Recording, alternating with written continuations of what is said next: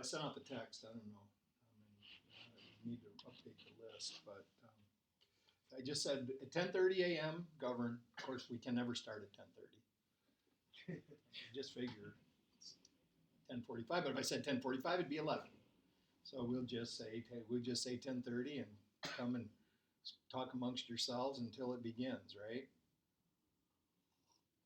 But anyway, 10:30, govern, govern. And on the sign outside, it says govern on one side and it says self on the other. So you can read it and say self-govern, or you can read it as govern self. And it goes along with this idea that's presented in the fourth tradition in the recovery programs of being autonomous. That the groups are autonomous, but also when we take it to our personal, for ourselves personally, that we are autonomous, that we are self-governing. We're able to make decisions for ourselves and we are free to do whatever it is that we want to do, except when it affects others.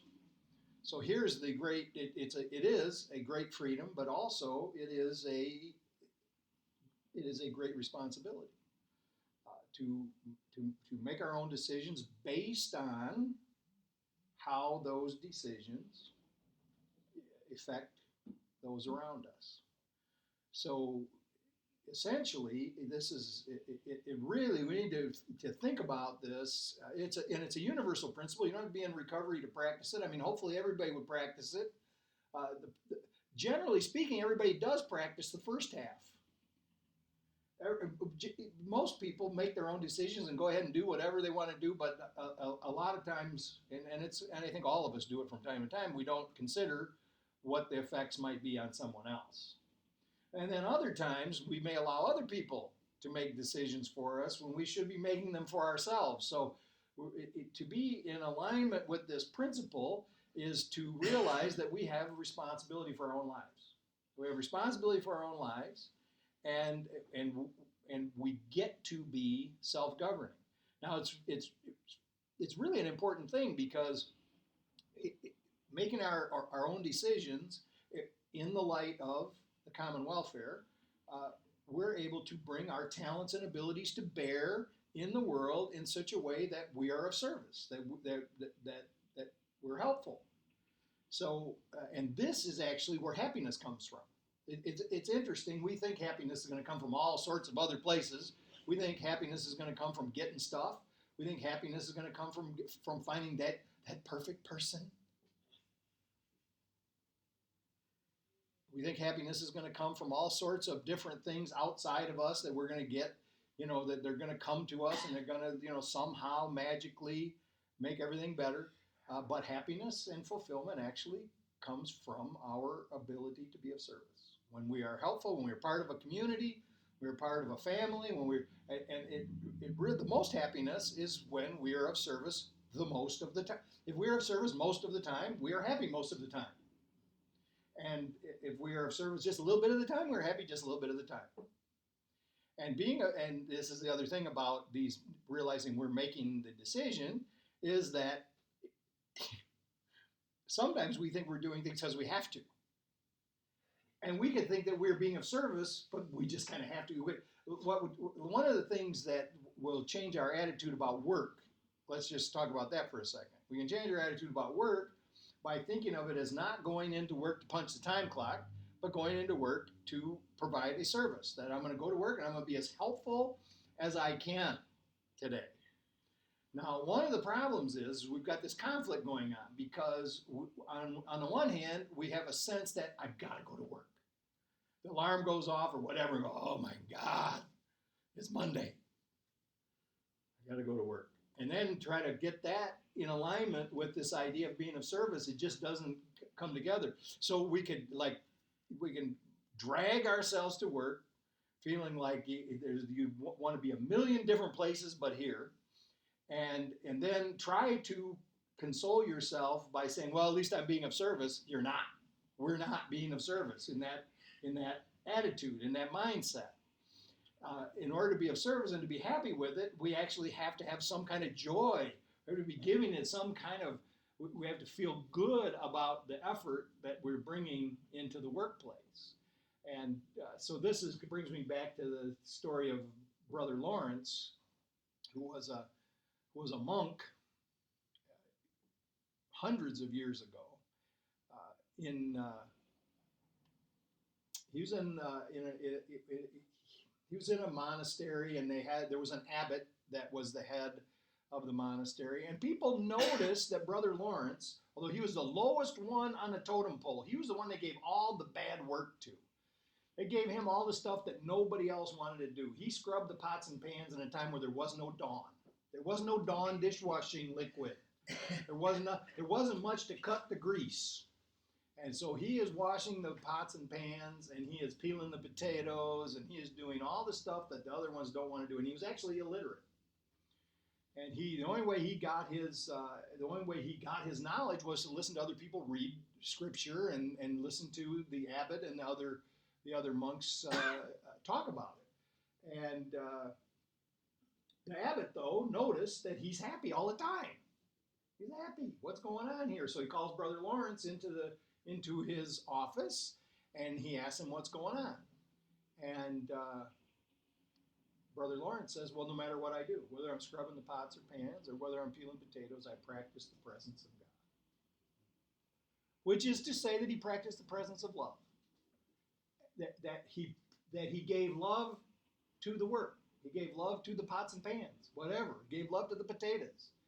And as a result, he was happy. And then a little book was written, and you can get it. It's actually called Practicing the Presence, and the abbot wrote it from talking to this lowly monk. He got all kinds of ideas from him. It's here somewhere on the shelves. But so this is the idea. If the guy who has to do the worst work in the whole monastery can be happy all the time, we should be able to muster a little bit of happiness, because most of us actually are pretty much in charge of our lives. Now I know when we're in a work situation, there's bills to pay, and people we've got responsibilities to people. We can start to feel that it is a burden. Work becomes a burden. But here's what happens. When we start to take pleasure, take joy in the work. Because, what happens after a little while is no matter what the job is, we get good at it. I mean, let's say we might say, well, I'm not really good at it because I'm not putting my heart in it, but I'm adequate. I'm able to do it well enough that they're not firing me. But sometimes we get really good at it, whether it's physical work or whether it's sitting in an office, whatever it is, we get good at what we're doing. So there's a way right there. As soon as we start to feel we're proficient in the work, to kind of relax into that sense of knowing what we're doing. And if it's a physical job, and I used to do this when I was young, I worked at Chrysler on the assembly line, and this job is repetitive. Over and over, it's the same job over and over and over and over, and the cars keep running, and new cars are running 60, 70 cars. Maybe they run faster than that now. They're running, you're doing a car a minute, but this motion, all of a sudden I get in this meditation where I'm just doing this motion, and I'm like reveling in the motion of the job. And the time goes by, man, I'm telling you, when you keep looking at the clock and a job like that, it seems like those minutes just drag by. But just relaxing into that physical motion and making it almost like a meditation. I didn't know anything about meditation then, but that's what happened. And I could enjoy it for long periods of time. And now thinking back of it, I realized the only time I wasn't happy at work was when I was thinking about getting out of work. I don't think I've ever had a job where I was unhappy in the work if I wasn't thinking about getting out of the work. And I notice when I think back over my lifetime of how much energy that I spent trying to get out of work, and I mean the older people used to tell me, you work harder at getting out of this than you would if you just did it. So to take joy at work, to do these, so this is a beginning then. And many of us get up in the morning and it's the first thing that we do. I'm going to suggest that the first thing that we do is take at least 5 minutes to be quiet before we ever go out the door. Just take 5 minutes to sit quietly in a chair and breathe.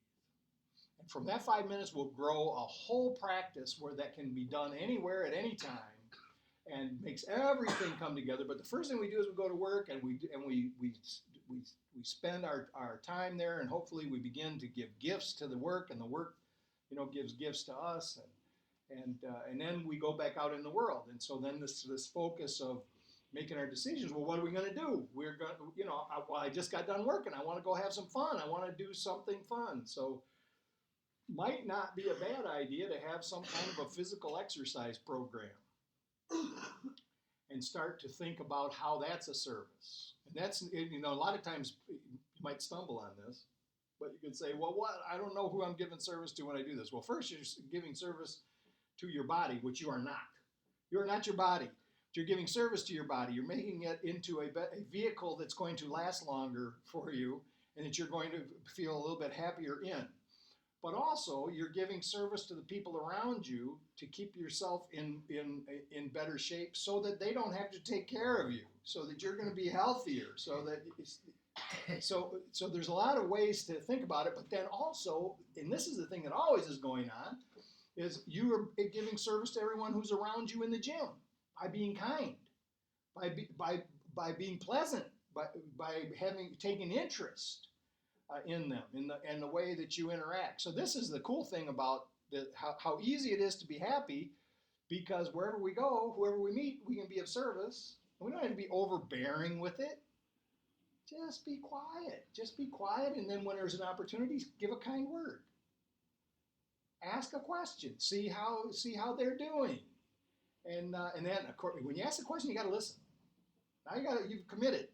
Now you actually have to hear what they say, and you're not listening to what they're saying so that you can spew out some autobiographical baloney. You're listening so that maybe you can hear what actually you should share. So to be self-governing is this idea. We're free to make our own decisions, take whatever action is appropriate, and whatever we decide to do, it's really up to us. So even in situations where we have some direct supervision, so like at work, or maybe we're in school, or maybe we have a spouse who really kind of gets strong with us from time to time, and it feels like direct supervision. In those moments, we remember that ultimately we're the ones that decide what we're going to do. We can say it's that, oh, my boss made me. We can say, well, if she'd act this, I wouldn't. I mean, there's also, but we need to remember that we really are the ones making the decision. We may have all kind of reasons in our minds why we're making the decision, but really it is us. We actually make the decision to go to work or not to go to work. We make the decision to go to the gym, not to go to the gym. So the outlook makes school, work, home life much more enjoyable when we realize that we are making the decision and nobody's making it for us. And if the atmosphere is such that we can't live in it, we can't breathe anymore, then perhaps the choices that we should make have to do with moving into a different space at any one of those places. First, I would say to change the inner space, to change what's going on in our minds. But then if it's still intolerable, get out of there. Why would you want to hang around? Go somewhere else. Somebody else wants you. I'm saying that in all areas, right? So, but what's going on is we're continually weighing our options. We have to remember that sometimes we feel trapped, especially in the work situation. We feel trapped, but what we're not. We are not. Doesn't mean you just after this talk, don't go quit your job.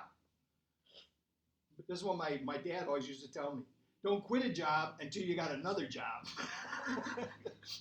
And what we know for sure is that if you have a job, somebody else wants to give you a job. I mean, it's just you're more attractive when you have a job. So, okay, so how we make these decisions. There's the Buddhists have this great thing called there's these 5 precepts, and they're not like rules like what we see in some mainstream Christian religion. These are just like things where they say, this is what we're going to try to do. This is what we're going to try to do. The first thing we're going to try to do is not kill anything. That seems easy. So we've had something like that in the 10 Commandments, right? So, but don't kill, right? This is the first precept. I will endeavor not to kill.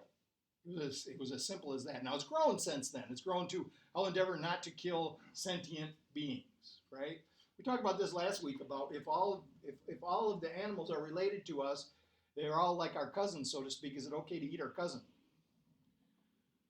Well, if we go back to the first thing we talked about this morning and we think about everything as being God, then it's all God anyway, the vegetables and the animals. But if we have in our hearts the same kind of gratitude that many of the Native American tribes had, that we are grateful for the animals and we begin to treat them a little bit better than we do now, it's really kind of, I'm saying this again, it's really kind of horrible if you look at the meat industry.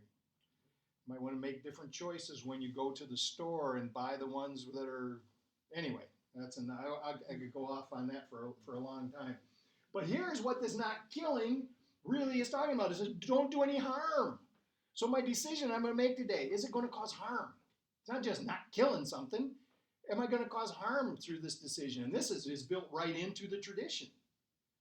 We don't want to have a negative effect on someone else, whoever it might be. But then it even goes further in my decision making. Instead of me just thinking about, is it going to cause harm, I ask myself, is it going to be helpful? Go all the way to this idea, not to just be in the negative about this is what I'm not going to do. I want my decisions to be in alignment with the idea of what I'm going to do is going to be helpful, which of course leads right back to being of service.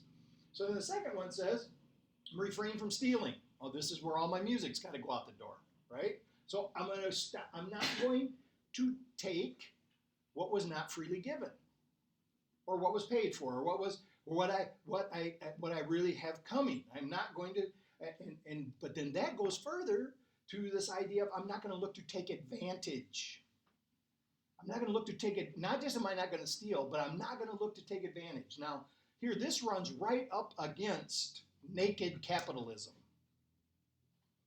Listen, a capitalistic system works very well, but we can see what has happened to us recently is it's totally out of balance. And when it runs rampant, what everybody does is they look for a way to screw the next guy so that they can get more. And even when it's recognized, even though people in business know that I really am taking advantage, and it's probably, and they really notice when somebody else is doing it, it seems like we don't want to be the first one to say, I'm going to stop doing this. It can happen from our small point of view all the way up to a very large corporate point of view. We don't want to be the first ones to be good corporate citizens because we're making a lot of profits for our shareholders. But so this idea of not stealing, not looking for the advantage goes all to, so in decision making, I want to take it all the way to this idea of I want to be generous. Not just don't I want to take advantage, not just don't I want to steal, I want to be generous. I want my heart to be open. I want to give freely. Now at first, when we first start practicing this idea, it's difficult because we think about the world and life as being a pie. There's only so many pieces of the pie, and if anybody who grew up in a large family or where the food might have got scarce once in a while, you want to get yours while the getting's good. That pie is attractive, and to think that I want to give up some of mine to somebody else, this is frightening. But the fact of the matter is, when we get in our mind this idea of generosity, when we get it into our habit about giving, the whole world opens up. And things just, and here's how we begin. We begin by being generous with ourselves. We give first of our time and our talents. We can start with that. So what I'm saying is, there's a Course in Miracles lesson that says to have all, give all to all. And what it's talking about is not your clothes. It's not talking about your money. It's talking about yourself. It's saying if you want to have everything, give everything that is you to everyone and everything. So in other words, to totally invest yourself in life. So then the idea is I'm going to give my talent, I'm going to give my time, and then after a while I see how this starts to work, I'm going to give my treasure. And my treasure is going to be anything that I'm holding up, anything that I'm grasping onto. It could be money, I mean, there's a number of things it could be, but whatever I value as far as things go. When this happens, when I start to be generous, it's amazing. The world begins to be generous with me. And this is my experience. This is what's happened for me. I can tell you a lot of stories about it. The next one is to refrain from sexual misconduct. It doesn't say to abstain from sex. It says to refrain from sexual misconduct. So misconduct would be, you just go back to the tradition. You just go back to, I can do whatever I want to do except when it harms somebody else. So sexual misconduct is going to be some kind of sexual activity that is harmful to others. And there's a number of things we can think about. In the community, if we're philandering around the community could be harmed. Trust is lost. People feel betrayed. There's a number of things that you could think about, but that's what that principle is really a pretty universal principle. But it's not saying to abstain from sex. It's saying just think about what you're doing before. So the first thing is then the next negative that comes from. I mean, when I say negative, I mean saying not. To not objectify your partner. To not look at someone as being the object of your desire. Just something so that you can get some gratification. Now, it used to be that people would say, well, that's how men are. But I know a couple of women that are thinking along the same lines. So not to objectify your partner. But then, to go further with it is this whole idea of being loving. So to go from the idea of sexual misconduct to the idea of loving, so then that the sex becomes love. Now, listen, I'm not even against a little, all right, I know we're broadcasting. I'm not saying there's anything wrong with a little slap and tickle. I'm not saying there's anything wrong with a little bit of maybe what you say is rough play. Now, I guess you're going to have to decide to what degree this makes sense. I'm not saying any of that. What I'm saying is that at the core of it, it needs to be loving, coming together. It needs to be we're experiencing oneness together. So, okay, that's enough of that. Sorry if I got you worked up over there. So then the next one is refrain from bad speech. Refrain from bad speech. Some of the translations say to refrain from unskillful language. So now, you can think right off the bat, there's the idea of gossip, right? This would be lying, just totally telling, misleading. These are all considered bad speech. So I'm not going to lie. I'm not going to gossip. I'm not going to try to mislead people. But it could just be talking to hear yourself talk.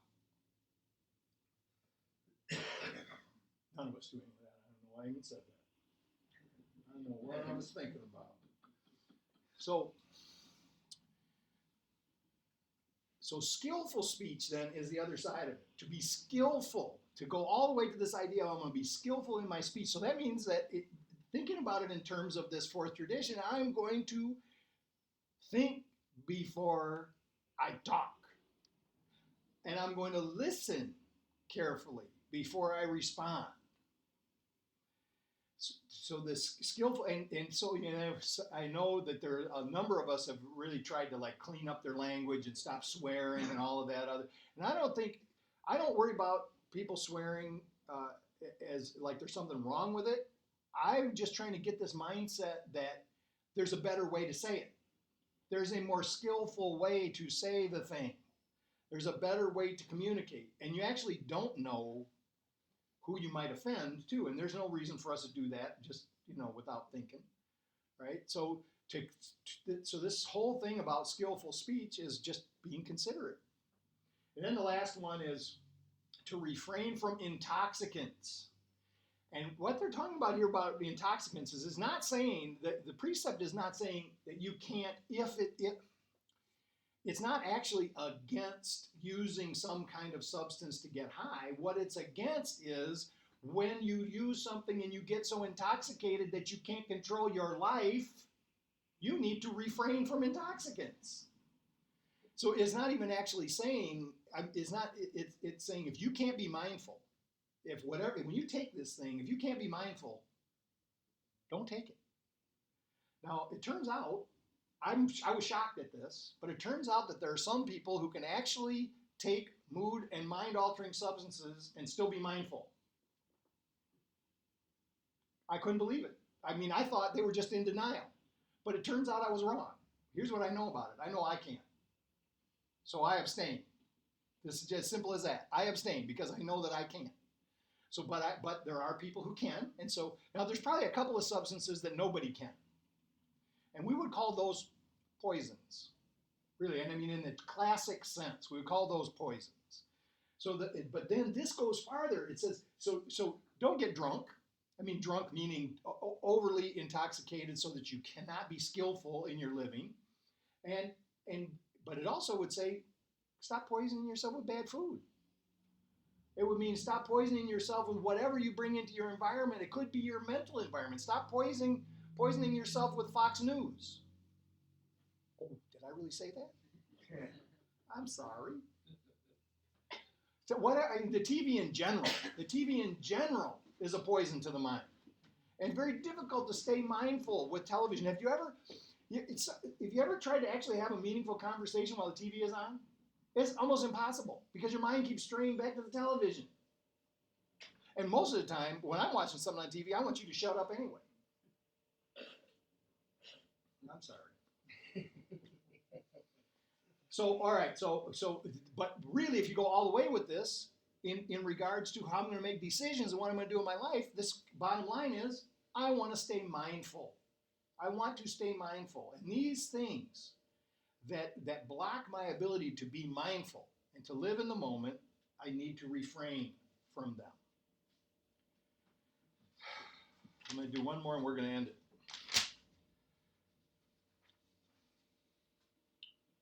So here's what happens. Here's what happens when we start making these good decisions. Things get into harmony. We begin to be in harmony with the world. The idea that life can be harmonious, that we can actually bring harmony into our personal, business, and social life. It can all work together. That every time we start a new day, any concerns about what is to come may seem overwhelming, especially some days. There's this whole load of stuff that's got to be taken care of, and some of them are fearful.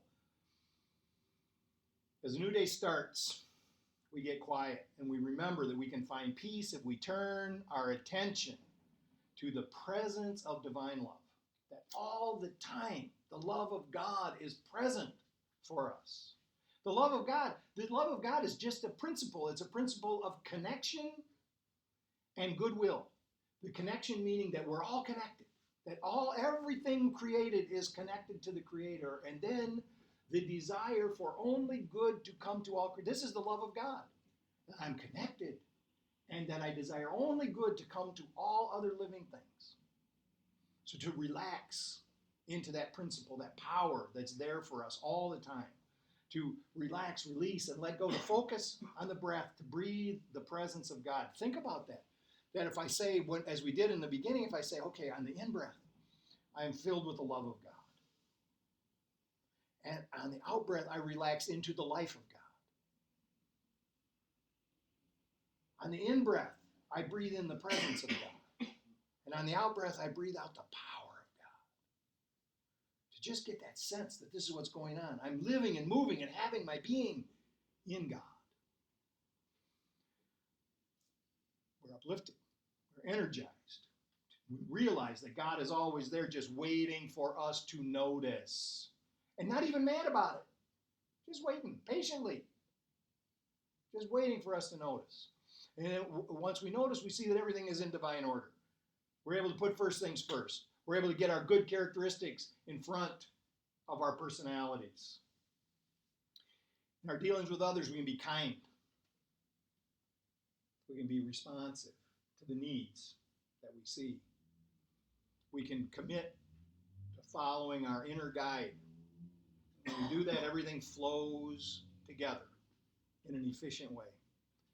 So in this way, following this way, being self-governing, being totally able to make our own decisions,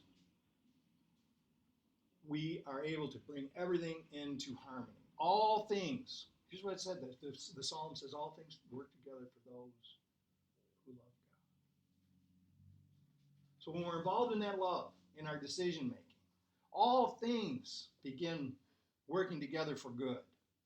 We realize that we are one with our Creator, one with creation, and that we are ourselves creating wonderful, harmonious life experiences.